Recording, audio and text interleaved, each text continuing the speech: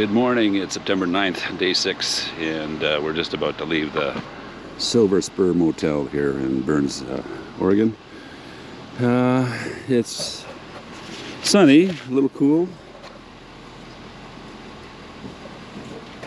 About 7:15 in the morning, and we've got about 545 miles, 6.5 hours to Yakima. We're expecting good weather, and we're going to be basically getting on the road and traveling maybe an hour and a half down the road to find a place to gas up and have breakfast. We should be arriving in Yakima sometime late afternoon. Yesterday when we checked in, we had a bit of a problem. Jeff actually had to use their cell phone to check in. Apparently they didn't have anybody at the desk. They required you to call. So that meant that he had to spend $15 on his phone to activate his cell while traveling in the States. And also we had problems with the doorknob inside our room. It actually got locked in. The doorknob in the inside of the room fell off. So we had to get that replaced. Not a very impressive motel, but everything was booked for yesterday. Apparently they have some kind of event going on.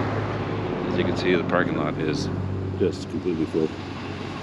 So anyway, more down the road. Leaving Burns, we'll head north along US 395 through the Miller National Forest before arriving in the town of John Day. We'll then turn west on Highway 26 and then turn north again in Mount Vernon onto Highway 395. We'll stop in Bear Valley to grab some breakfast before proceeding on to Ukiah. We'll turn west on Highway 74 and then north again on Highway 207 and then cross over the Columbia River at Hermiston. We'll turn north onto Highway I-82 and then north again on Highway 240 before arriving at the Lions Hotel in Yakima by late afternoon. Well, we're riding through the Divine Canyon, and without the sun, the temperature has dropped down to 6.5 degrees Celsius. A little chilly. I'm glad I put the vest on, but my hands are getting cold and I have the grip heaters on.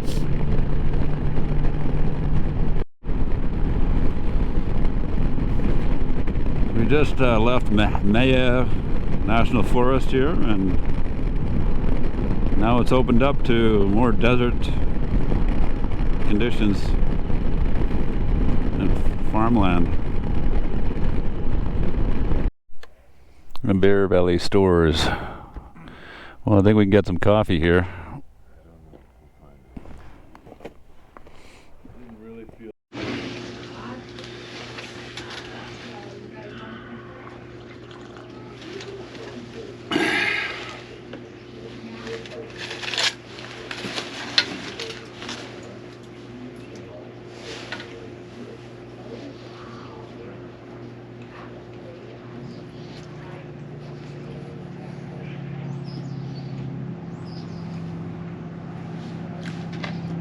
There's a breakfast sandwich, tall coffee, can't ask for more.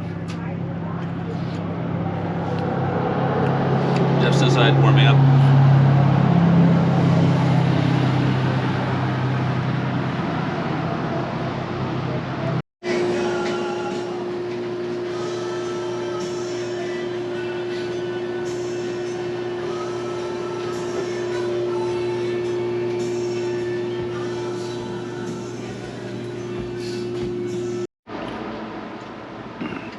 Just looking at the notice board here, it says, please close gates. We would really appreciate it, as it will save Don the time and bother of hunting you down and having a visit with you. Thanks, and sincerely, Southworth Brothers Ranch.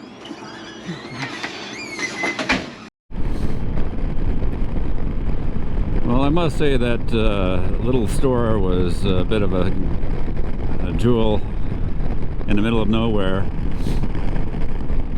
The owner woman, very pleasant, and we had a coffee and a breakfast sandwich for $4.50. People, locals came by, mainly in pickup trucks, leaving their car engines running, not worried about anybody taking off. It's very hospitable, very welcoming.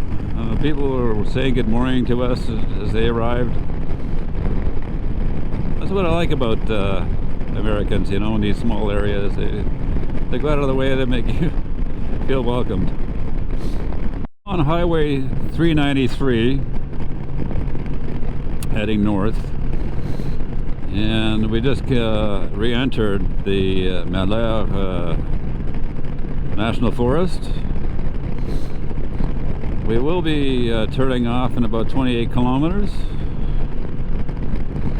onto another road.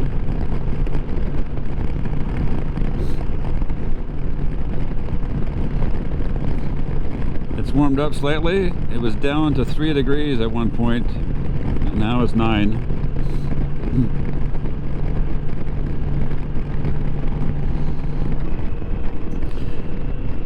Well, within the span of a few kilometers, the temperature just rose by 10 degrees Celsius. There was around 8, and now it's 18.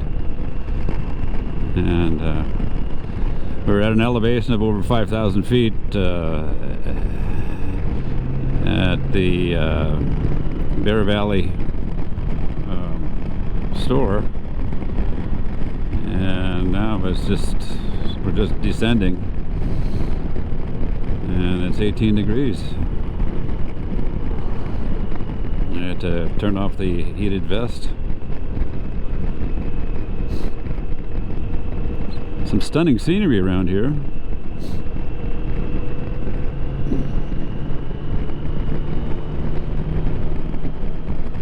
I prefer this kind of riding than what we went through yesterday, going to Burns as well as leaving Burns. It's just straight highway and a high plateau. I remember taking this road last year, the 395, but we were heading south, going in the opposite direction. Right after we stopped for breakfast, they had a bagel truck that made really great sandwiches. And we were traveling with Jeff, Grant, and George.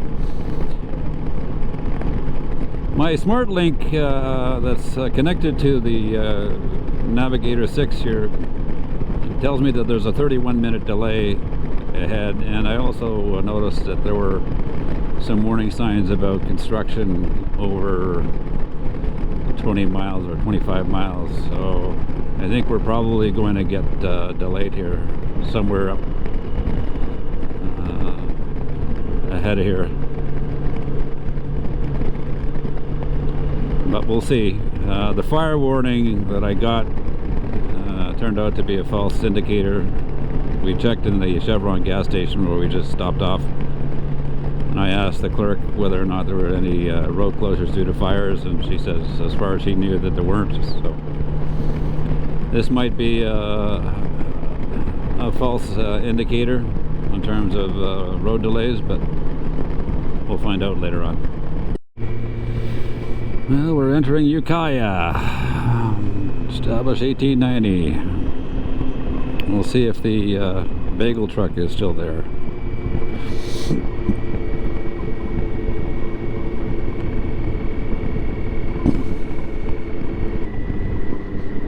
Oh, it's there. What do you know?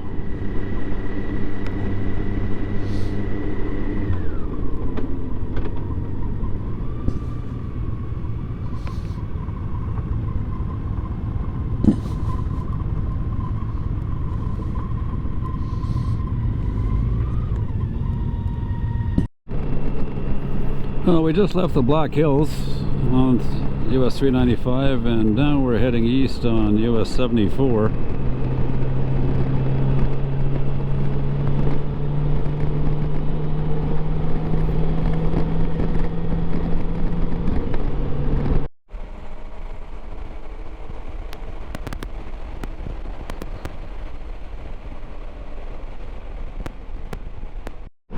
crossing the Columbia River, and I think this is where we come into Washington, if I'm not mistaken.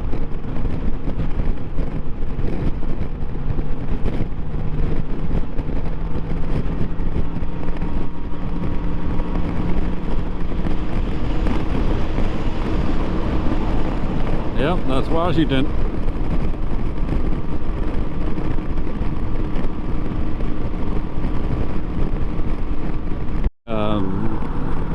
Vancouver, Washington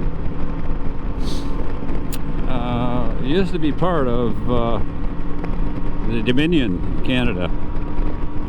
Everything north of the Columbia River was part of the Canada until President Polk signed a treaty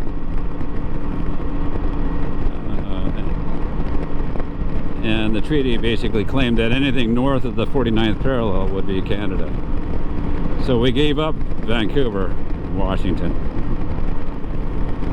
back in the 1830s, 1840s, I believe. Well, we've arrived at the Red Lion Hotel in Yakima around 3:30 in the afternoon after 545 kilometers. We got here early, mainly because we left early at around 7:30 in the morning, and we skipped lunch. So we've got one more day left from Yakima back home. Yeah, through Leavenworth. Anyway, we're gonna have dinner later on at probably the Olive Garden, which is 3 blocks away.